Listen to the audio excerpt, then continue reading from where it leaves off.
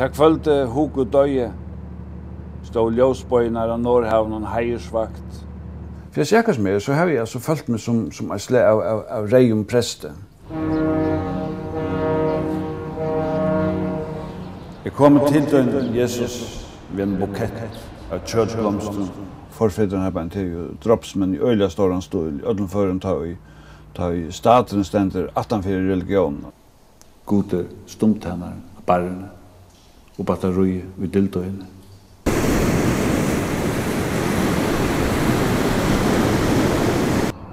Mot land som flest ånder, en hjertafeiler. Anken er nekkan spurt etter min mening. Ikke skulle ikke tante oss nek, det er bare å ha seg røyne at få at store kosmiske kjenslene.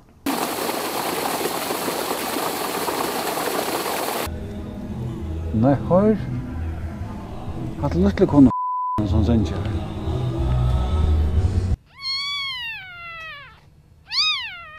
Jeg miste svøvnen bare åpen, og tar man miste svøvnen, så kan man bli svekker.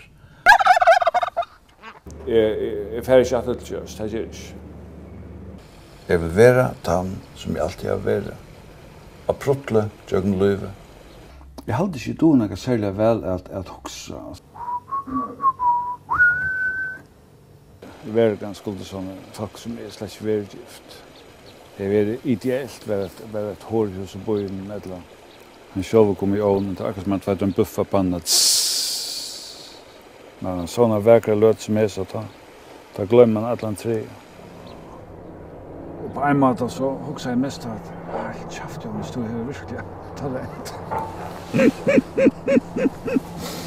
Du har talent, men så er det en satan eisen.